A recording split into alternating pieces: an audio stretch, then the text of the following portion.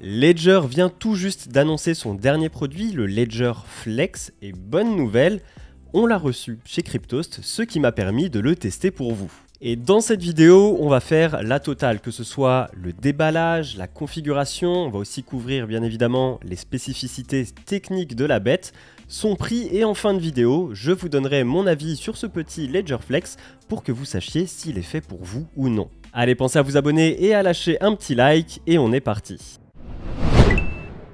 Bon, Ledger, je ne vous les présente plus, ils sont fabricants d'hardware wallet et ils sont leaders de leur marché avec plus de 6 millions d'appareils vendus. Un hardware wallet, c'est quoi? Eh bien, c'est un appareil qui va venir stocker votre clé privée pour signer les transactions sur la blockchain.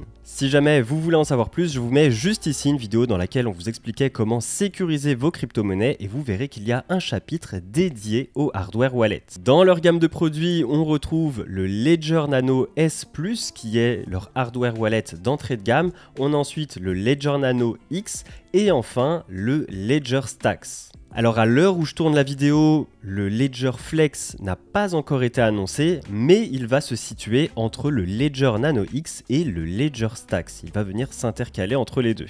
Donc on a un produit ici qui penche plus vers le haut de gamme plutôt que vers l'entrée de gamme et on verra ensemble les différences entre ce Ledger Flex et le reste des appareils. Mais avant ça, ne perdons pas plus de temps et passons directement au déballage. Ce Ledger Flex est donc livré dans une boîte assez minimaliste qu'il suffit d'ouvrir en retirant les deux petites languettes derrière et en venant retirer le haut du coffret.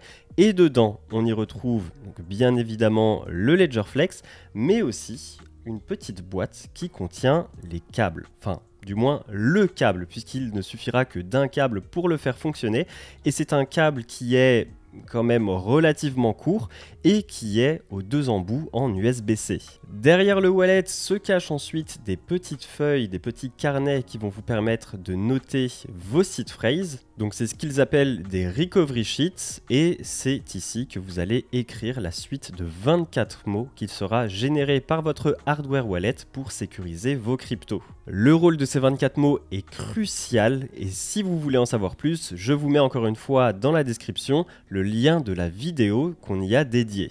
Et enfin, on a aussi droit à un petit peu de documentation que vous ne lirez probablement jamais. Quant au Ledger Flex en lui-même, eh bien c'est un très bel appareil avec un écran de 2,84 pouces sur lequel je reviendrai après, un contour en aluminium, la base grise est aussi d'ailleurs en aluminium et un dos en plastique. Sur le côté, on a un petit bouton pour allumer, éteindre et verrouiller, déverrouiller l'appareil. C'est le seul bouton qui accompagne l'écran tactile au centre. Et enfin, sur le côté gauche, on a un port USB-C qui lui servira à connecter l'appareil à votre ordinateur pour signer les transactions et à le recharger par la même occasion. À l'intérieur, on retrouve aussi une puce Bluetooth qui vous permettra de signer les transactions sur votre téléphone et une puce NFC qui vous servira à quelque chose dont je vous parlerai un petit peu plus tard. Niveau taille, on se retrouve face à un appareil qui est un petit peu plus compact que le Ledger Stacks. Et sachant que le Ledger Stacks est plus ou moins aussi grand qu'une carte bleue, bon, et bien du coup, sur le Ledger Flex, on retrouve à peu près la même largeur qu'une carte bleue, mais niveau hauteur, on est un petit peu plus petit. Et en parlant du Ledger Stacks, on l'a aussi reçu et on vous prépare une vidéo test sur ce modèle aussi. Niveau épaisseur, en revanche, on se retrouve avec un appareil qui est plus épais que le Ledger Stacks. Et niveau poids, il pèse 57,5 grammes. Donc c'est vraiment rien du tout et niveau prise en main, certains vont peut-être même préférer un appareil un petit peu plus épais qui permet de mieux l'agripper sur les côtés avec ses doigts, même si, on va pas se mentir, c'est pas un appareil qu'on va garder des heures et des heures dans la main. En général, on va l'agripper pour signer une transaction et le reposer instantanément sur notre bureau. Du côté de l'autonomie, Ledger annonce 10 heures d'autonomie en utilisation. Donc c'est-à-dire 10 heures durant lesquelles vous allez manipuler non-stop votre wallet. Donc dans les faits, ce sera très probablement jamais le cas. Comme je vous le disais, dans la très grande majorité des cas, on s'en sert pour signer une transaction de temps en temps. Même si on a une utilisation assez intensive de l'objet, vous n'allez probablement pas devoir le recharger toutes les 10 heures. puisqu'en restant allumé et sans être utilisé du tout, l'appareil peut tenir plusieurs mois. Donc moi malheureusement ça fait pas assez longtemps que je l'ai en main pour pouvoir vous donner vraiment une autonomie qui colle à la réalité d'un usage que j'estime quand même relativement intensive. Je signe des transactions tous les jours sur mon adresse, donc c'est un appareil que j'utilise tous les jours. Et en plus de ça, la plupart de mes transactions sont signées depuis mon PC. Et pour ce faire, eh bien, il faut connecter l'appareil. Donc il se fait recharger aussi constamment à longueur de journée à chaque fois que je signe une transaction. Il y a même des moments où je ne le débranche pas et il reste branché des heures. Donc dans mon cas, je ne le recharge pas consciemment, mais ça se fait automatiquement à chaque fois que je l'utilise pour signer des transactions. Donc vraiment, sauf si vous avez une utilisation 100% nomade de l'appareil à l'utiliser tout le temps sur votre téléphone et jamais sur votre ordinateur, vous n'aurez pas à vous soucier de l'autonomie. Et cette autonomie de plusieurs mois sans être utilisée, mais avec tout de même un écran allumé, elle est possible grâce à la technologie qui se cache derrière cet écran.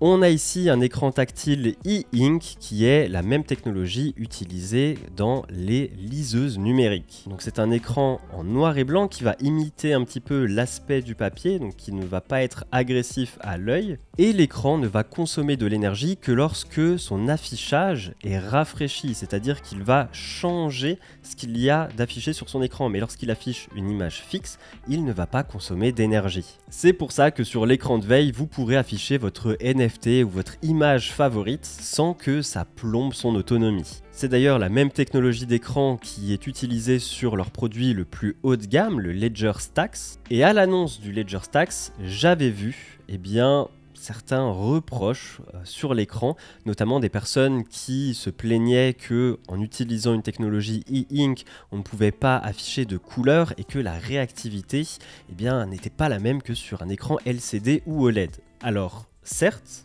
mais comme je vous l'ai dit, déjà c'est ce qui permet à l'appareil d'avoir une très bonne autonomie. Et en plus de ça, ce n'est pas un appareil qui est fait pour jouer à un jeu vidéo ou regarder vos photos de vacances. Donc selon moi, cette technologie d'écran est vraiment un bon choix. Et en plus de ça, ils ont fait usage d'une petite technique, d'une petite astuce pour faire en sorte qu'ils paraissent plus réactifs que ce que les écrans e-ink le sont normalement. Je m'explique. C'est vrai que ces écrans, et notamment sur ma liseuse, sont assez lents en termes de réactivité. Quand on appuie quelque part, il faut attendre l'espace peut-être d'une seconde avant que quelque chose ne se passe à l'écran. Ce qui, dans la plupart des cas, et notamment sur les liseuses numériques, peut donner l'impression que l'appareil est lent. Mais ici, ils ont trouvé une astuce assez sympa qui fait que, parmi tous les tests que j'ai regardés du Ledger Stax notamment, tout le monde louait le fait que l'écran était très réactif. Alors qu'en réalité, il ne l'est pas plus que sur ma liseuse numérique. Mais là où ils ont été malins, c'est que lorsqu'on touche l'écran, qu'on appuie sur un bouton, un menu, on a un petit son de clic qui est émis de l'appareil et donc on a un retour instantané de notre action au niveau du son, alors que le rafraîchissement de l'image a lieu un petit peu après. Et rien que le fait d'avoir ce retour, ce feedback direct de notre action avec un indice sonore, ça nous donne l'impression que l'écran est beaucoup plus réactif. Donc j'ai trouvé ça très malin et je trouve que c'est une très bonne idée. Ensuite, deux derniers points pour finir avec cet écran. À l'intérieur, il embarque ce qu'ils appellent un Secure Element. Donc c'est une partie de l'appareil qui va s'assurer que ce que vous voyez sur votre écran, c'est bel et bien ce que vous allez signer. Donc ça empêcherait un pirate qui aurait accès à votre appareil d'injecter un logiciel à l'intérieur qui permettrait d'afficher quelque chose de différent que ce que vous allez signer. Donc l'appareil est très bien sécurisé à ce niveau-là. Et enfin, pour terminer, petit bémol, l'écran ne possède pas de rétroéclairage. Donc dans un environnement lumineux, aucun problème, mais si jamais vous utilisez votre ordinateur dans le noir complet, vous aurez peut-être un petit peu plus de mal à lire ce qui se passe sur l'écran. Côté setup maintenant, il suffit de démarrer l'appareil avec le bouton latéral qui est l'unique bouton et de se laisser guider en tapant sur l'écran tactile au centre. Donc ils en profitent par la même occasion pour nous rappeler que cet appareil ne stocke pas nos crypto-monnaies. Nos crypto-monnaies sont stockées sur la blockchain et cet appareil va uniquement s'assurer de protéger votre seed phrase qui, encore une fois, si jamais elle était dérobée, eh bien, donnerait accès aux voleurs à l'entièreté de vos crypto-monnaies. Ce qui répond aussi à la question que pas mal se posent, est-ce qu'il est possible de voir son solde de Bitcoin, d'Ethereum ou d'autres crypto-monnaies sur cet appareil? Eh bien, la réponse est non. Les hardware wallets auraient besoin d'une connexion à Internet pour pouvoir accéder à la blockchain et avoir accès à votre solde de crypto-monnaie. Mais s'ils étaient connectés à Internet, ça les rendrait vulnérables. C'est pourquoi il n'est pas possible de consulter votre solde sur votre wallet. Voilà, ça c'était pour répondre à la question que beaucoup se posent. Donc ensuite, il est possible de poursuivre le setup de l'appareil sur l'application Ledger Live mobile depuis votre téléphone ou sur Ledger Live Desktop sur votre ordinateur. Et enfin, vous pouvez aussi continuer le setup de votre appareil directement sur celui-ci et c'est ce que je vais faire pour cette vidéo pour vous montrer un petit peu la démarche en partant de A à Z. Donc bien évidemment, dans l'idéal, et c'est ce qu'il préconise ici, ce serait bien de poursuivre le setup depuis l'application Ledger Live, que ce soit sur PC ou sur votre téléphone, pour la simple et bonne raison que ça vous permet aussi de mettre à jour votre appareil et de bénéficier des dernières mises à jour de sécurité. Je vais cependant continuer le setup sur l'appareil lui-même. On me demande de choisir un nom pour l'appareil, donc là je ne suis pas original mais je mets tout simplement mon prénom. On me demande ensuite de choisir un code PIN entre 4 et 8 chiffres qui va me permettre de déverrouiller mon appareil afin de signer les transactions quand j'en aurai besoin. Ce qui évite que n'importe qui tombe sur mon appareil puisse signer des transactions à ma place. Et là bien sûr, pour le bien de la vidéo, j'ai choisi 1, 2, 3, 4 comme code PIN, mais n'utilisez surtout pas ça. Et enfin, vous pouvez bien sûr choisir de le régler en tant que nouveau ledger ou de le restaurer si jamais vous passez d'un autre modèle à celui-ci. Dans mon cas, je choisis l'option nouveau ledger. Il me dit donc qu'il va afficher ma seed phrase qu'il vient tout juste de générer avec 24 mots que je vais devoir noter sur le petit carnet fourni à cet escient. Et donc là, bien évidemment, je vous montre les mots qu'il m'affiche, mais c'est uniquement pour le bien de la vidéo. Ne faites surtout pas ça, ces mots, vous devez les garder secrets, je le rappelle. Mais moi, vu que je compte restaurer de toute façon le ledger juste après la vidéo, je fais ce que je veux. Après avoir noté les 24 mots sur votre petit papier, il va vous demander de les remettre un à un. Donc il vous met plusieurs choix et vous devez choisir les bons mots que vous avez notés. C'est pour qu'il s'assure que vous avez bel et bien noté votre seed phrase, puisque si vous ne l'avez pas fait, ils ne pourront pas la retrouver pour vous. Et une fois que c'est fait, ça y est, vous êtes en contrôle comme ils le disent et vous pouvez accéder aux réglages de l'appareil. Donc vous pouvez changer son nom, choisir de continuer à émettre un son à chaque fois que vous cliquez ou non, de choisir la période durant laquelle il va se verrouiller automatiquement si jamais vous ne l'utilisez pas, de choisir votre langage, donc bien évidemment il est aussi disponible en français, il suffira d'installer la langue depuis l'application Ledger Live sur votre mobile ou sur votre PC. Vous pouvez changer le code PIN, activer, désactiver le Bluetooth, le NFC et globalement c'est tout ce que vous pouvez faire depuis l'appareil. Pour le reste, il va falloir passer par Ledger Live. Donc moi j'utilise la version PC ou Mac de Ledger Live qui est aussi disponible sur Android, iOS et Windows. Et depuis ici, vous allez pouvoir installer des applications sur votre Ledger Flex, ce qui va vous permettre d'interagir avec les différentes blockchains.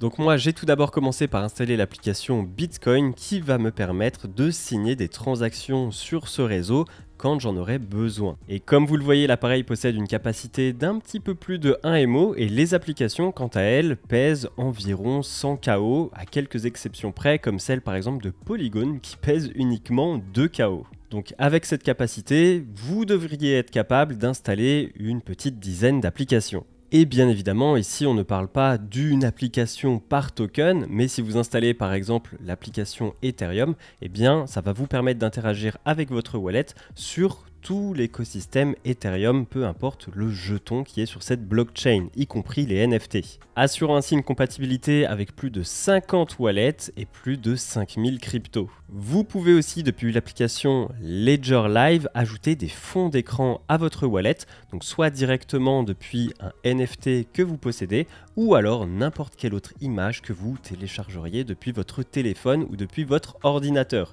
Et comme je suis un homme de goût, j'ai personnellement opté pour le logo de Cryptost. Ok, alors tout ça c'est bien beau, mais quand on veut signer une transaction, comment ça se passe ? Eh bien, sur ordinateur, il suffit d'appairer votre Ledger avec votre wallet favori. Dans mon cas, je l'ai appairé avec mon wallet Magic Eden en ajoutant un hardware wallet. Et quand j'ai voulu me connecter avec mon Ledger sur le site de Magic Eden, eh bien, une transaction est apparue sur mon wallet que j'avais préalablement branché à mon ordinateur et il m'a suffi de la valider depuis l'écran tactile. C'est aussi là qu'on voit que l'écran, par sa taille, permet de lire bien plus d'informations d'un coup sur la transaction qu'on s'apprête à signer. Malheureusement, je ne peux pas vous montrer l'utilisation sur mobile puisque lorsque j'ai voulu le connecter à mon application mobile MetaMask, eh bien il ne reconnaissait pas le Ledger tout simplement. Alors je pense que c'est parce que il manque une mise à jour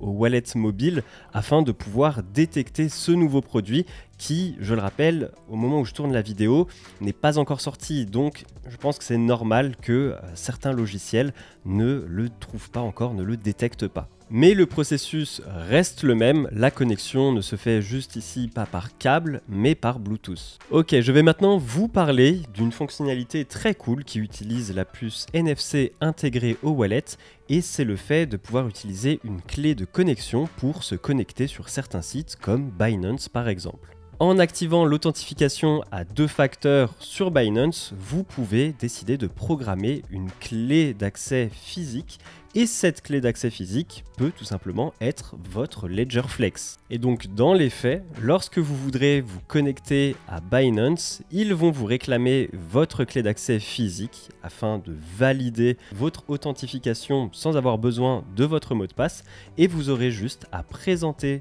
votre wallet contre votre téléphone et grâce à la puce NFC, eh bien, la connexion se fera. Il vous suffira pour ça de télécharger l'application Security Key sur votre Ledger.